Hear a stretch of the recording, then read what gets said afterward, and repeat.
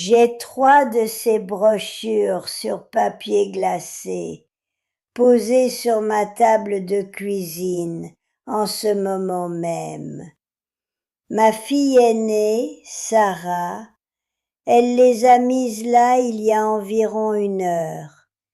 Chêne doré, pin murmurant, toujours ces noms paisibles et jolis, n'est-ce pas? Il y a la photo d'une vieille dame souriante sur la couverture, assise dans un solarium, comme si elle n'avait pas un seul souci au monde. Ma fille s'est assise dans mon fauteuil préféré, celui que j'ai acheté avec ma première paie après 30 ans à la banque, et elle me dit qu'il est temps de parler de ma sécurité. Elle dit que les escaliers deviennent trop raides. Elle dit que je ne devrais pas être au jardin quand il fait humide. Et elle a utilisé cette voix très douce, le genre de voix qu'on utilise pour un cheval effrayé ou un bambin qui ne sait pas ce qu'il fait. J'ai 86 ans. J'ai élevé 3 enfants avec un seul revenu. J'ai survécu à une récession. Enterré mon mari après 50 ans de mariage. Et je regarde la petite fille à qui j'ai appris à lire. Et je réalise qu'elle ne s'inquiète pas pour ma sécurité. Elle s'inquiète pour sa commodité, sa tranquillité d'esprit. Si vous avez plus de 70 ans et que vos enfants commencent à sortir le mot « sécurité », vous devez m'écouter comme si votre vie en dépendait, parce que c'est le cas. Ne signez pas les papiers, ne leur donnez pas de procuration sans vous battre, et quoi que vous fassiez, ne les laissez pas vous placer dans une maison de retraite, car c'est un piège. Une fois que cette porte se verrouille derrière vous, vous ne récupérerez jamais votre vie. Avant d'aller plus loin, si vous voulez protéger votre autonomie, abonnez-vous à notre chaîne avant de partir. Nous parlons des vérités que personne ne veut vous dire. Les gens pensent que cela arrive d'un coup. Ce n'est pas le cas. Ils ne vous traînent pas hors de votre maison en hurlant et en se débattant. Ils vous tendent une embuscade quand vous êtes faible. Il y a 9 mois, j'ai glissé dans le couloir. Il était 2 heures du matin. J'allais chercher un verre d'eau. Mon pied a accroché le bord du tapis et je suis tombée. Fort. Je me suis fêlé le bassin. Je suis restée là, sur ce parquet froid, pendant 9 heures. 9 heures à fixer les moutons de poussière sous le radiateur, à écouter l'horloge tic-taquer dans la cuisine, en me demandant si c'était ainsi que tout se terminait. Personne n'est venu. Personne n'a appelé. Quand le voisin m'a enfin entendu frapper sur le plancher avec une chaussure, ils ont appelé l'ambulance. Je suis allée à l'hôpital. Ils m'ont soignée, mais les médecins, ils ont dit que j'avais besoin de rééducation. Ils ont dit que je ne pouvais pas rentrer directement chez moi parce que j'étais un risque de chute.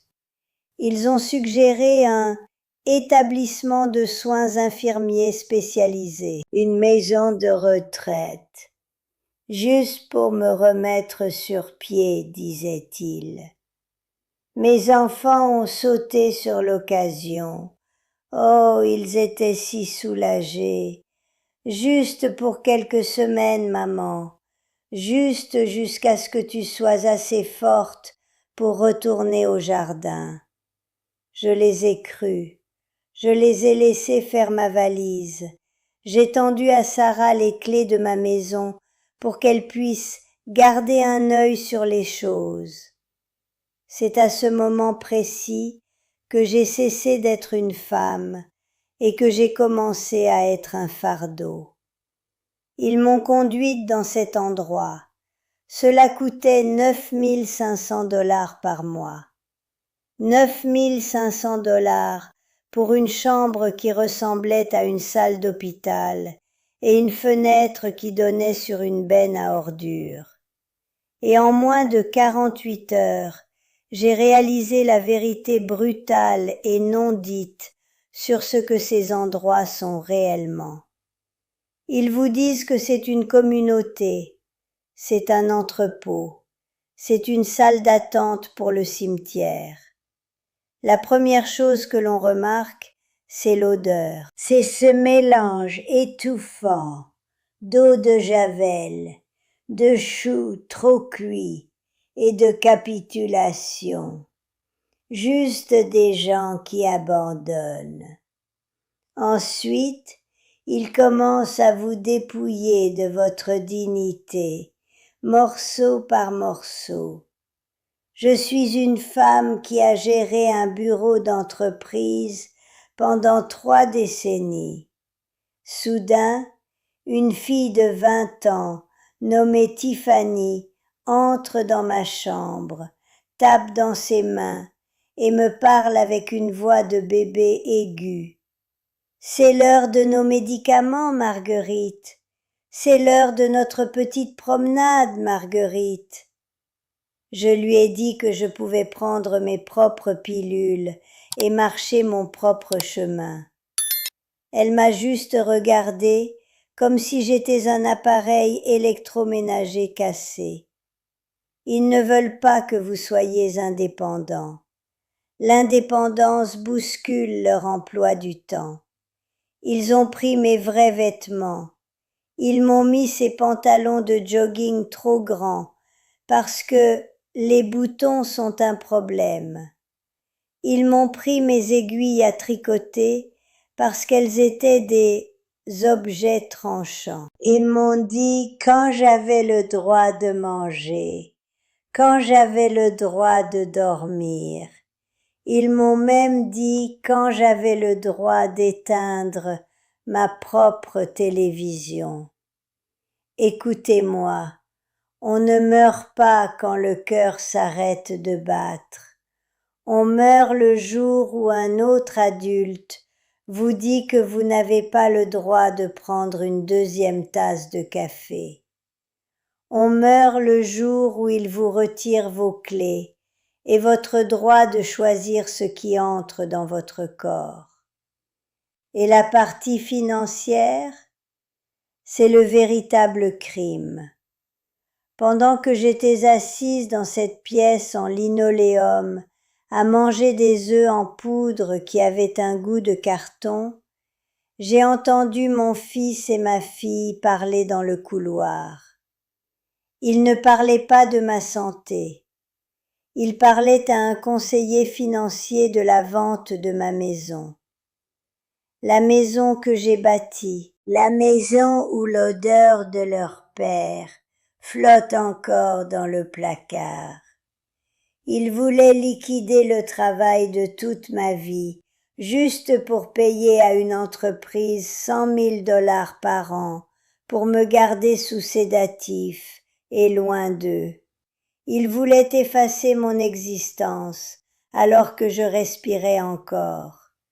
Savez-vous ce qui était le plus dur là-bas? Ce n'était pas la douleur à la hanche, c'était de regarder les autres. Vous êtes assis dans cette salle commune, et la télé hurle toujours un jeu télévisé que personne ne regarde vraiment. Et vous regardez ces hommes et ces femmes, des hommes qui ont combattu pendant les guerres, des femmes qui ont dirigé des entreprises, et ils fixent simplement la porte. Chaque dimanche, je m'asseyais près de la fenêtre de la salle de loisirs en regardant le parking. Vous voulez connaître la vérité brutale sur les enfants adultes? Ils vous mettent dans une maison de retraite Ils se disent que c'est pour votre bien, et ensuite ils s'en lavent les mains. Ce parking était une ville fantôme le week-end. Oh, ils vous rendront peut-être visite pour un anniversaire ou la fête des mères, mais le reste de l'année, loin des yeux, loin du cœur. J'ai observé un homme nommé Arthur, 89 ans, l'esprit vif. Je l'ai regardé demander à l'infirmière chaque après-midi si son fils avait appelé, chaque jour pendant 2 mois, et elle disait « Pas aujourd'hui, Arthur ». J'ai vu Arthur rétrécir physiquement.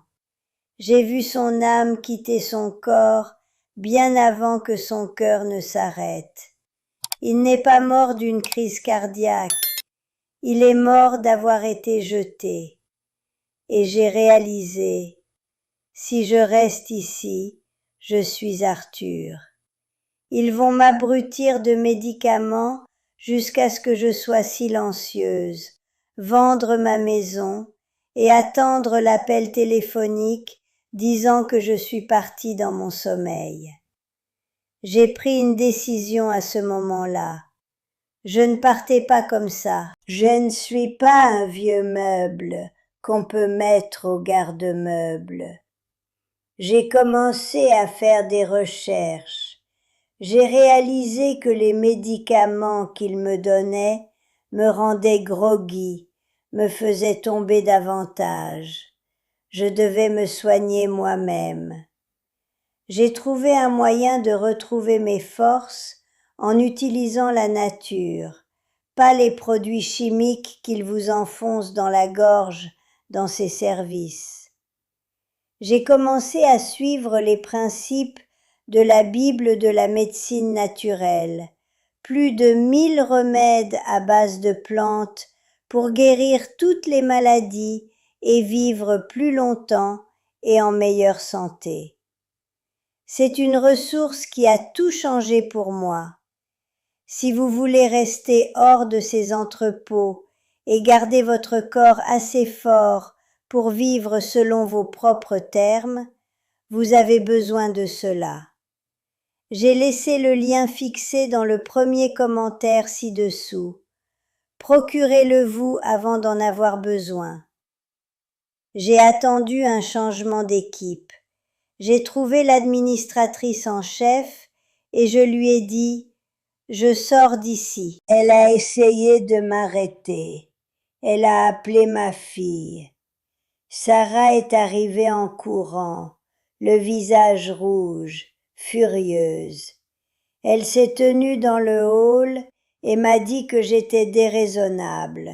Elle a dit « Maman, tu ne peux pas t'occuper de toi-même, tu es égoïste. » J'ai regardé ma fille droit dans les mêmes yeux dont j'essuyais les larmes quand elle avait 5 ans, et j'ai dit « J'ai changé tes couches, j'ai fait des doubles services pour que tu puisses aller à l'université. J'ai payé le toit au-dessus de ta tête. Et si je veux mourir en tombant dans mes propres escaliers, c'est mon droit en tant qu'être humain. Je suis sortie par ces doubles portes avec une canne. Je suis montée dans un taxi et je suis retournée dans ma propre maison.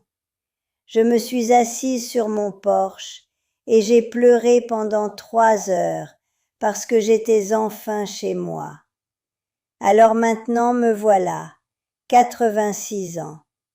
J'ai toujours ces 3 brochures pour résidence assistée sur ma table. Ma fille pense que je suis juste têtue. Elle pense qu'elle va m'épuiser. Elle se trompe lourdement.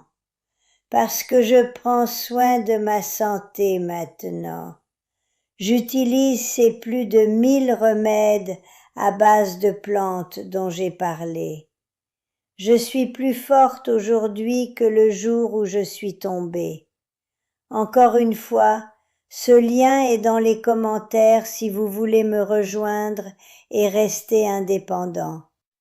Si vous regardez ceci et que vos enfants commencent à avoir ces petites conversations à voix basse dans votre cuisine, s'ils regardent votre maison comme un héritage au lieu d'un foyer, réveillez-vous. Engagez un avocat. Mettez votre maison dans une fiducie. Ne cédez pas vos droits juste pour leur faciliter la vie. Ils vous diront que c'est pour votre sécurité. C'est un mensonge. C'est une industrie bâtie sur le dépouillement de votre dignité pour que vos enfants n'aient pas à être encombrés par votre vieillesse. Battez-vous pour votre indépendance. Gardez vos clés. Gardez votre fierté. Gardez votre santé. Parce qu'une fois que vous les laissez la prendre, vous ne la récupérez jamais. S'il vous plaît, abonnez-vous avant de partir pour nous aider à diffuser cet avertissement et consultez la Bible de la médecine naturelle dans le commentaire fixé ci-dessous. Votre liberté dépend de votre santé. Ne les laissez prendre ni l'une ni l'autre.